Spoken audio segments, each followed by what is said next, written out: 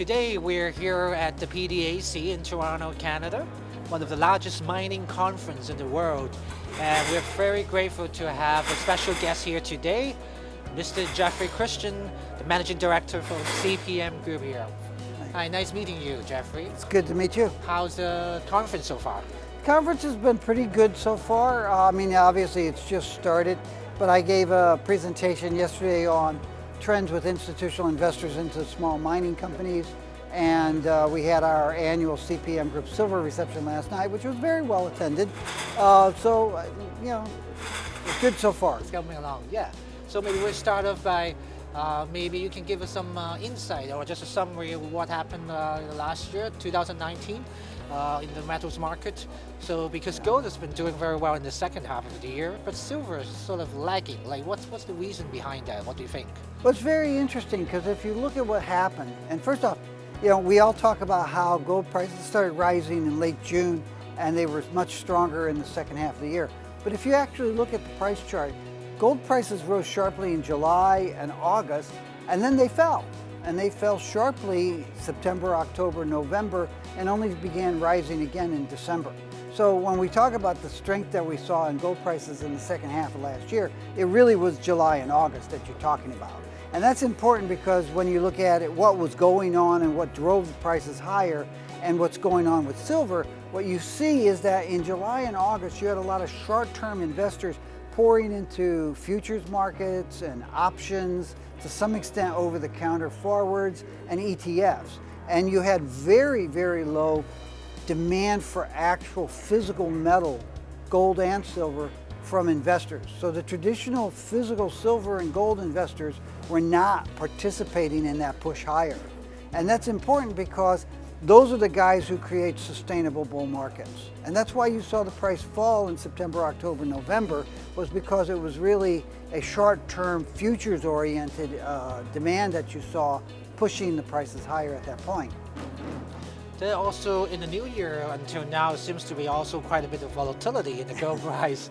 And do you think it's mainly because of the coronavirus? And what's the thoughts on that? Well, no, I think what you have is you have a market that's in transition. We are moving toward higher gold and silver prices, and we are moving toward a point where those physical investors probably will return.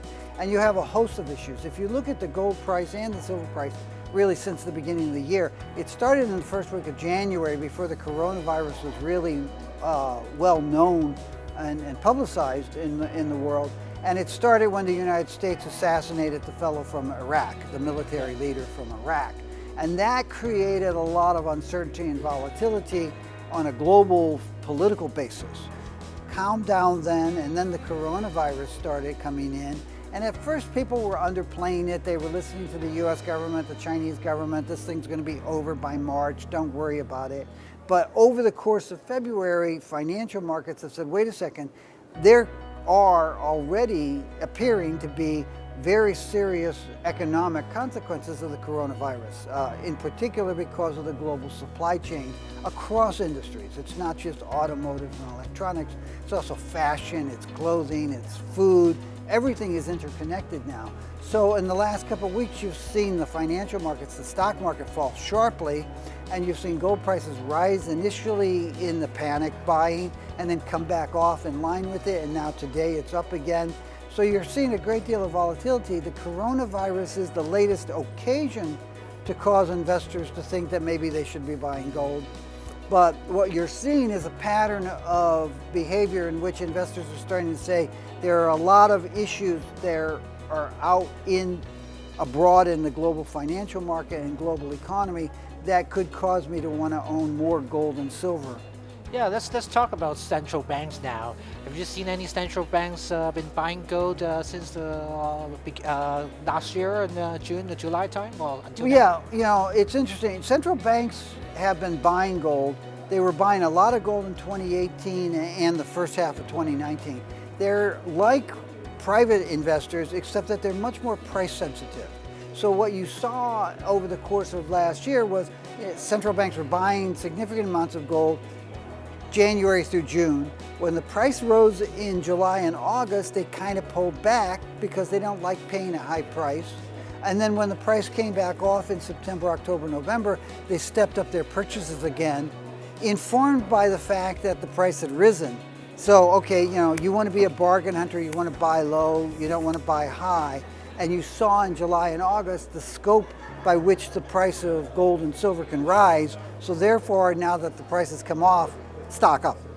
So we're seeing strong demand for gold from central banks, at least through December. That's the last data that we have. And it's going to be important to see how that continues into 2020. Okay, so let's talk about platinum group metals that we follow also. Yeah. So both platinum and palladium, they seem to have two different paths, going one on the rise and one on the downfall. So any comments on that? Well, you've got several things going on. Yeah. And it's interesting because it's not just platinum and palladium. We also look at rhodium and ruthenium and iridium. And rhodium prices now are like $12,000 an ounce. They're very high.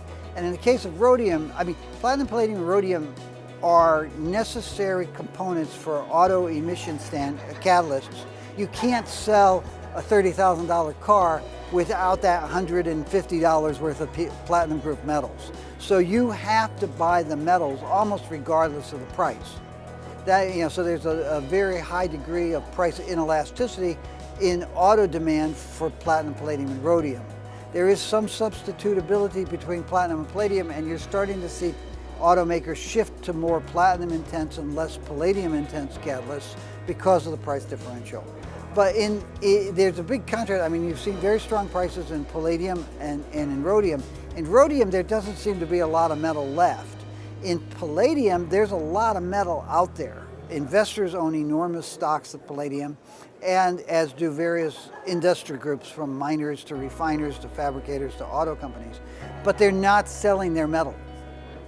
So there's a real concern about the availability of palladium. Okay, that's interesting idea.